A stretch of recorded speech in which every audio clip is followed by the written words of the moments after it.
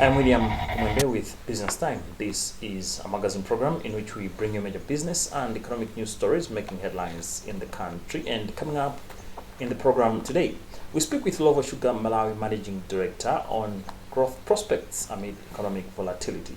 And also in the program, proliferation of substandard renewable energy products affects strides to sanitize the energy sector in the country. We have a report. We have these and other stories. Stay tuned.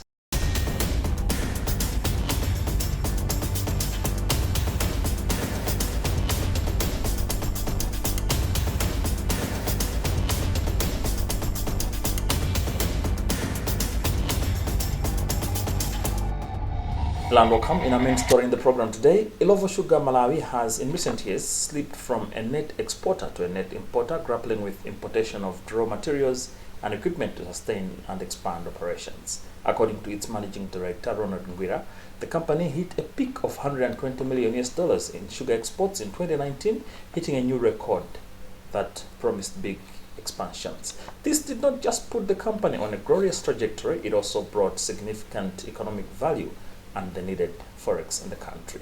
However, the company could not hold, tumbling to just $12 million as of 2024, reducing the company to a forex beggar to sustain.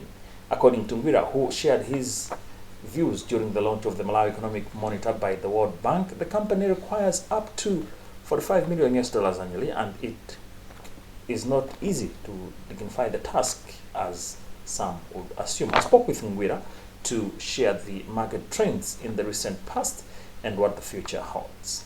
There were some export restrictions being put in place over the last few years, which was challenging for the business. As mentioned, we need quite a lot of foreign exchange to keep the business running, to fix the factories, to buy tires, to buy spares, chemicals, fertilizers, on over 20,000 hectares of sugarcane production.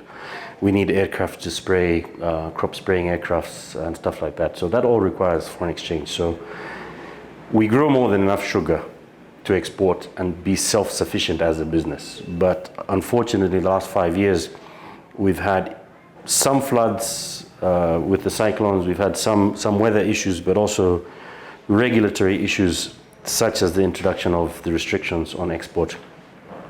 Now, understanding why they did it, they wanted to make sure there was enough sugar in Malawi.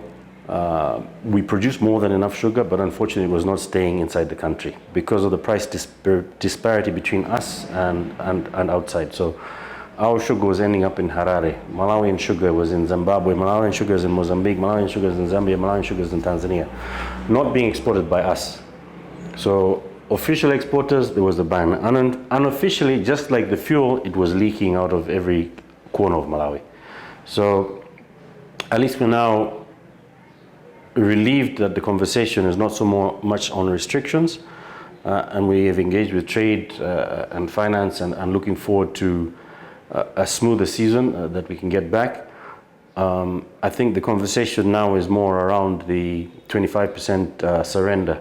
So when you export, you need to convert 25% automatically, immediately at the official exchange rate. For companies like ours that are a strategic initiative, it's tough if we don't have the fertilizer at the right time. Last year we lost 6 weeks of processing of the factory because we didn't have enough foreign exchange. So if we want to work hand in hand and collaboratively, we need to work smartly together to figure out how we can keep sugar on the shelf so that 22 million Malawians or more can have sugar in the morning, lunch and supper, or anytime they want tea. Malawi's had quite a few headwinds. And those headwinds include the 4 or 5 cyclones that we've had. Those haven't spared us. Our estates, Luangwa and Chalo, are in the low-lying areas. We've been hit by floods, we've been hit by droughts, we've been hit by cyclones. And it's the story of Malawi. We've also had COVID coming through. Now, I say that not as an excuse, but as a reality. However, we produce more than enough for Malawi. And to be able to export so that we can remain self-sufficient would have been a nice thing. But unfortunately, that did not happen. We're looking forward to the coming next 2-3 years that we'll be back there. But we got to a pace where our external creditors and bills that had piled up that were no longer being paid for because we weren't accessing foreign exchange because we were not exporting due to restrictions and what I've just mentioned. We had some rather large numbers, I think 77 or 80 million dollars of outstanding debt. So we reached out to the large shareholder in the business and said, do you mind coming in to help us? And that was the 45 million where we had the extraordinary general meeting in September last year or August last year to approve that happens. So that gave us some relief. We were able to reduce, we were able to open the tap so that the fertilizers, the tractor tires, the spare parts, the equipment can start coming back in again. And that relief has really helped. But unfortunately, we are back in a situation where it's beginning to climb up, nowhere near where it was, but we're looking forward to being able to export and generate enough.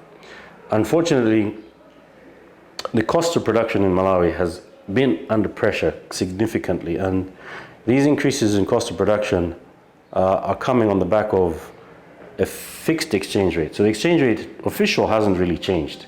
But if you go to buy a tire today or a bearing tomorrow, and then you buy it in 6 months later, the price has doubled. So our cost of production has been going up 30-40%, whereas the global market has remained at the same price. Now, if you're exporting for the last 5 years at the same 1,700 kwacha to the dollar, whereas your Malawi kwacha costs have been going up 30-40% per annum, you're getting to the point where you're no longer economically viable to export because of the difference between the parallel and the official exchange rate. So that has put a lot of pressure on any exporter in Malawi because their real costs have gone up in dollar terms maybe 200% in the last 5 years, whereas the currency has not changed officially. So if you export, you bring the dollar in, you are losing money. So that is a pain point that we are beginning to hope and engage with government as they are fixing the policies, as we are looking towards the future, how are we going to get that formula right, so that Malawi can open up the doors and start exporting quite a lot more. Energy access is critical to achieving Malawi's development agenda under the Malawi 2063 industrialization pillar. To realize this goal, the government has been implementing various measures, including increasing the uptake of renewable energy technologies to boost electricity access from the current 25.9% to 70% by 2030. However, the initiative risks being derailed by challenges such as proliferation of substandard renewable energy products on the market, prompting regulators to take bold steps to address the problem. Benedetta Chiwandamia has the detail in this report. The inspection exercise follows observations that some substandard products are finding their way onto the local market, allegedly entering the country through uncharted routes or bypassing official border channels. During the inspection on Monday of selected shops in Blantyre, authorities found that some traders were selling renewable energy products without a MERA importation and resale license, while others only possessed installation licenses. Malawi Bureau of Standards Senior Certification Officer Masozi Mwenifumbo said although many traders are complying with set standards, some are still falling short, particularly on product specifications and labeling requirements. We still have two types of products that are being stocked on the market. In terms of the inspections which we've done, just by checking on the visual and then the marking, we've seen that some products are well marked with all the details, the origin, the ratings, the installation class, and the other requirements. But there are other products that are lacking in those details. Others, they don't have the origin, we don't know where that product came from. Others, they don't have installation class. Basically, those are the two main issues that we've noted that are lacking in some of the products. It actually says that it is a product whereby, for example, the installation class, it is a commitment of the manufacturer to declare the safety of its product. How many parts of the product that would cause shock are exposed. So installation class 2, it means it is better protection. Installation class 1, it means immediate. But if somebody has not declared what class the product is, it means they are not responsible. They are not committing to the consumer to say, my product is safe for use. So that is indeed a labeling non-conformity. At the Bureau, normally what we do in such cases, we tell the sellers and the suppliers to redress, because these are the things that are easily redressable. But next time we want to say that when they're importing, they should make sure that all those requirements are met for the subsequent consignment. But for now, the stocks that are on the market, they need to make sure that they are redressed by simply putting the installation class on the product that are missing sugar, putting origin on the product that are lacking origin. Speaking on the sidelines of the exercise, MERA Senior Renewable Energy Specialist Frank Mpulubolo said despite existing regulatory systems, poor quality products continue to reach the market and households, undermining confidence in renewable energy technologies' uptake. However, Mpulubolo said authorities are determined to ensure that only quality products are available on the market to guarantee safety, durability and value for consumers. People are complying to the standards. Basically, few of them, they don't have permits, but then they have been given time for them to comply with that side. But a number of them, they have the permit, and some of the products, yeah, they are original, and some needs to be tested, and then we'll go further from that. A renewable energy field is a specialized one. It's very specialized. This is why MERA, MBS and MRI regulates the field. So in regulation, this is where we have got enforcement framework, where we have got the procedures, where we check these products out there so that we should protect Malawians. You know that these products needs to be safe, but also should have high quality standards. So in this case, we are targeting whereby when people buy these products should perform as they have been specified behind it. So we have got the templates. So in this case, for example, a panel is 100 watts. So we expect that that panel should indeed produce 100 watts when it is performing. So in this case, that's what we are checking. But also, sometimes energy is dangerous. They deal with batteries. So sometimes batteries can burst and the like if they are of low standards. So in this case, they will damage lives of people, property of people. So being in public institutions, we need to protect Malawians from those dangers again. In January 2025, MERA, MBS and the Malawi Revenue Authority MRA signed a Memorandum of Understanding to strengthen coordination in regulating and enforcing industry standards through joint inspections, verification processes and information sharing. The arrangement is designed to ensure effective monitoring from points of entry at the borders through to the market and ultimately to the end consumer. The Malawi government is encouraging uptake of renewable energy in its quest to achieve 70% access to energy by 2030. The government also introduced tax exemptions on solar products, including solar home systems, panels, batteries and related accessories, to promote the adoption of renewable energy technologies. Remember, you're watching Business Time. This is a magazine program in which we bring you major business and economic news stories making headlines in the country. We'll be right back.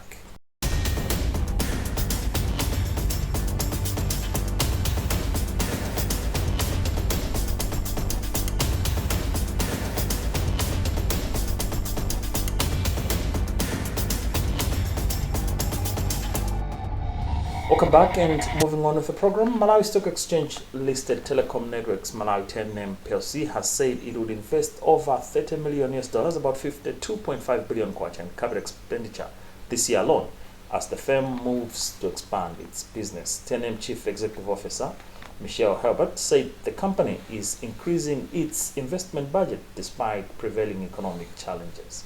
Herbert said the expansion targets network capacity and coverage amid growing demand for voice, data, and mobile money services. He said that the company typically invests between $15 million and $20 million annually in capital expenditure, but in 2026, the figure will exceed $30 million, one of the highest investment levels in the company's history. Benedetta Chuandamia caught up with Herbert in this interview. When you look at Malawi compared to all of its neighbors, the number of people using mobile phones or smartphones is still less in Malawi than in other countries. Same thing with mobile money. It's still less used here than in other countries. But as people learn about these technologies or have access to these technologies, you're seeing massive growth. Our penetration is about 75%, whereas other markets is 100%, meaning there are more SIM cards out there and more services out there than people. And so given that, even when I joined 3 years ago, we were at something around 50%. We're seeing still a very aggressive growth in both GSM services and in mobile money, both. Now for TNM, we had lost ground in the past. And we turned that around. So we've done a number of things to be better in the market, and that's our transformation. So we are now capturing more of that growth that's happening in the market than any of our competitors. So through this turnaround, in 2024, we had a massive growth, as mentioned. We brought in, at that time, 2 million more customers, and we managed to get a profit of about a little over 10 billion kwacha. In 2025, as we just announced back in December, we've more than doubled that. So we'll be this year, 2025, that is, at about 21, 22 billion kwacha. When the numbers are audited, we'll announce that. And 2026, still the beginning, but we're already performing better than we were at this time last year. So we are still growing financially as well, quite well. And now the stock price, I think, is trading somewhere around above 30 kwacha per share. Again, because I see the growth happening both on the GSM side and the mobile money side for another 2 to 3 years at least, until we catch up to those penetration levels. So yeah, I see a very bright future for TNM. It's true the technology is changing, and even voice is going more towards the internet now, WhatsApp calls and Facebook Messenger type calls and things like that. And this is true. But it's not what we've been experiencing in Malawi. Actually, voice revenues are growing here almost as fast as data. Data is growing at 70% year on year, the traffic. Voice is roughly about 60% still growth. And that's, again, a function of the penetration. As more and more devices come into the market, as more and more people use these devices, yes, you're seeing a growth in data, but the biggest problem is that a lot of devices, smartphones, are not affordable for a lot of people. So you see still a growth in the basic phones, like what we call 2G phones or feature phones.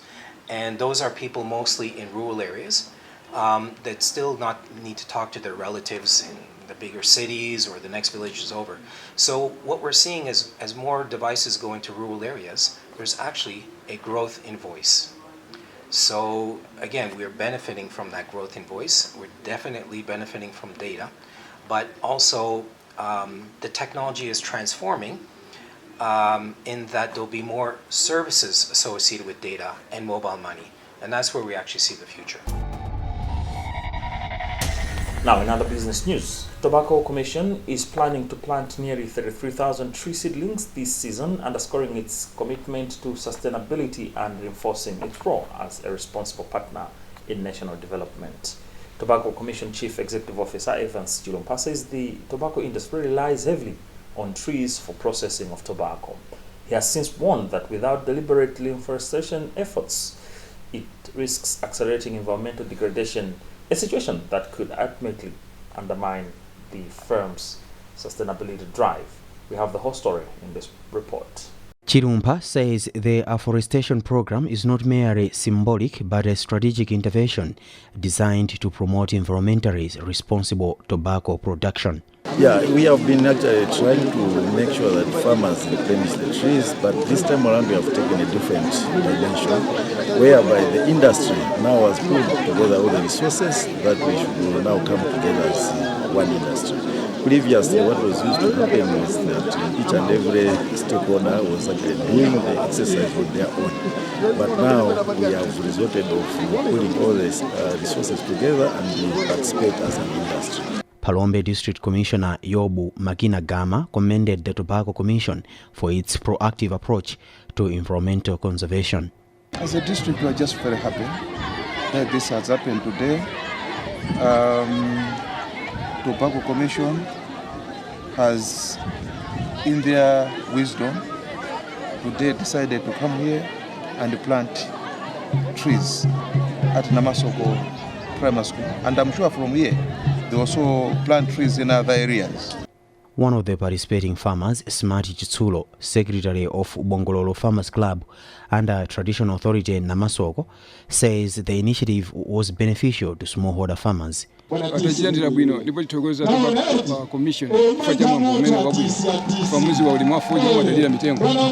Chitsulo says sustainable tobacco production depends on responsible land management and the prudent use of natural resources, adding that this is why they are committed to ensuring the survival of the planted seedlings through community-based monitoring groups. Well, that story also brings us to the end of today's edition of the program, Business Time, a magazine program in which we bring you major business and economic news stories making headlines in the country. On behalf of the entire production team, my name is William Kumembe. Thank you for watching. But always remember, if it doesn't make money, then it doesn't make sense. Stay safe and goodbye for now.